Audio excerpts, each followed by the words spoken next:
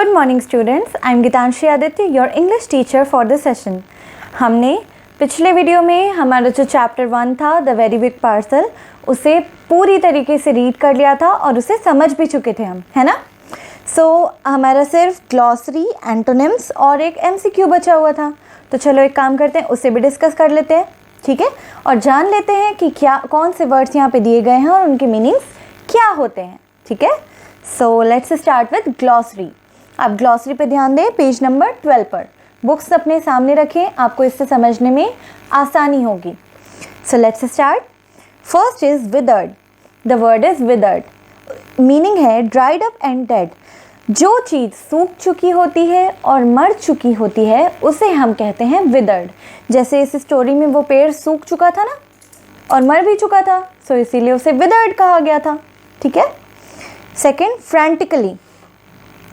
Frantically होता है जल्दबाजी में, मतलब किसी चीज़ को लेके ना जब आप बहुत ज़्यादा कंफ्यूज हो जाते हो, संदेह में आ जाते हो कि कोई चीज़ होगी या नहीं होगी, तो आप जल्दी जल्दी कोई काम को करते हो, तो हम उसे फ्रैंटिकली करना कहते हैं।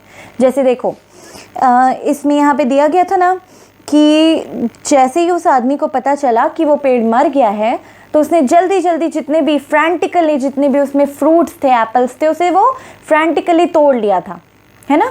उसे इसमें बहुत कन्फ्यूज़न था कि उसमें जो गोल्ड कॉइन्स है वो रहेंगे या नहीं रहेंगे, ठीक है।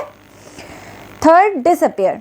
इफ़ पीपल और things disappear they go somewhere where they can not be seen और फाउंड। अगर लोग या चीज़ें डिसअपियर हो जाती हैं, मतलब गायब हो जाती हैं, इसका मतलब ये होता है कि वो ऐसी जगह चले जाती है जहाँ इन्हें ना देखा जा सकता है ना ढूंढा जा सकता है। डिसअपियर का सीधा सा मतलब है गायब हो जाना। जो चीज़ गायब हो जाती है हम उसे डिसअपियर होना कह देते हैं। Fourth, neglect. नेग्लेक्ट मतलब होता है ध्यान न देना। अगर आप किसी आदमी पे या किसी चीज़ पे ध्यान नहीं देते हो या जानबूझ के ध्यान नहीं देते हो, तो उसे हम कहते हैं नेग्लेक्ट करना, ठीक है। Now fifth is miserable. Unhappy और depressed, causing misery, discomfort and so on. Miserable मतलब होता है दुखी हो जाना। जब आप बहुत ज़्यादा दुखी हो जाते हो, आपको किसी चीज़ के लिए बुरा लगता है, तब आप मिजरेबल फील करते हो, ठीक है। Now sixth is realized. To become conscious और अवेयर ऑफ समथिंग। जब हम किसी चीज़ को जान जाते हैं, जब हमें किसी चीज़ का पता चल जाता है, तब हम उसे कहते हैं रियलाइज़ करना। आपको जब किसी चीज़ का पता चल जाता है मतलब आप उसे रियलाइज़ कर चुके हो, ठीक है। सो हमने ग्लॉसरी जान ली है। अब हम आ जाते हैं एंटोनिम्स पे। एंटोनिम्स मतलब होता है ऑपोजिट वर्ड। जो वर्ड्स एक दूसरे के ऑपोजिट होते हैं या एक दूसरे के विपरीत होते हैं, उसे हम एंटोनिम्स कहते हैं।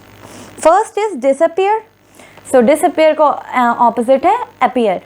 अगर डिसअपियर मतलब होता है गायब हो जाना और अपीयर मतलब होता है सामने आ जाना, ठीक है। Second is neglect.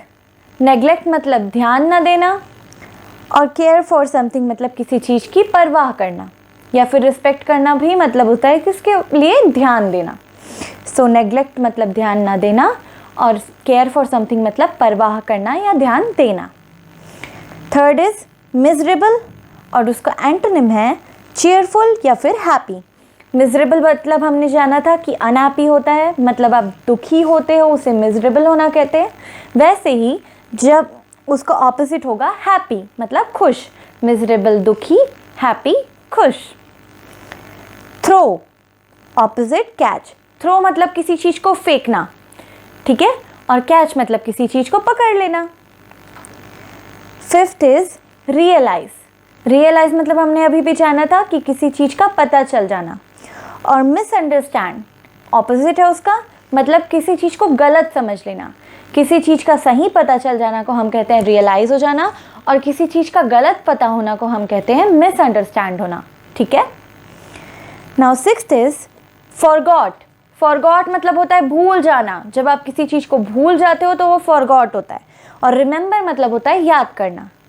जैसे आप लोग जब घर जाते हो तो आप लोग होमवर्क करना भूल जाते हो ना, तो उसे कहते हैं फॉरगॉट।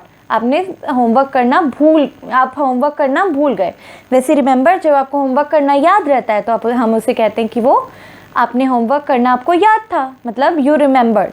ठीक है, अब हम ग्लॉसरी तो हम जान गए, एंटोनिम्स भी जान गए। अब हम आ जाते हैं ब्राउन बॉक्स पे। ठीक है, वो बचा हुआ था, अब ये हम कंप्लीट कर लेते हैं। Question is pick the word that best describes the couple. आपको वो वर्ड चूज करना है जो कि उस कपल के लिए, उस हस्बैंड वाइफ के लिए सबसे सही रहेगा। सो देखो क्या है। फर्स्ट इज ग्रीडी, क्या वो लोग लालची थे, ग्रीडी थे। सेकंड काइंड, क्या वो लोग बहुत ज़्यादा दयालु थे।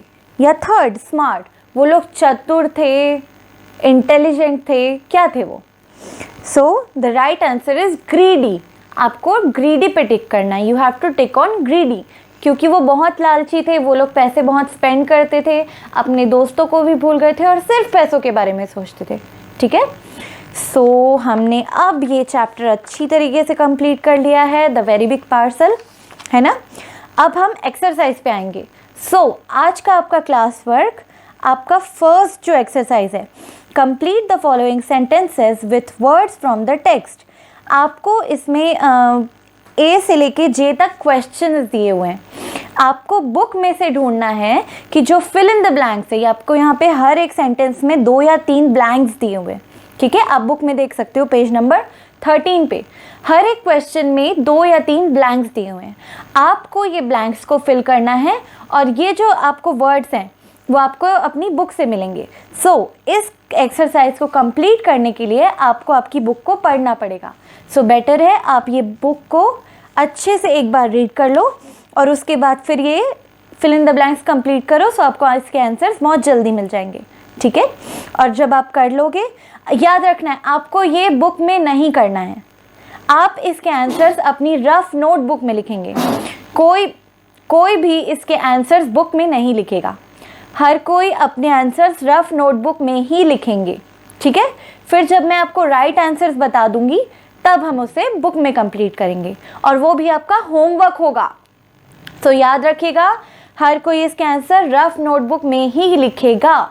ठीक है, स्टूडेंट्स, ये आज का आपका होम क्लास वर्क है। रेडी हो जाओ।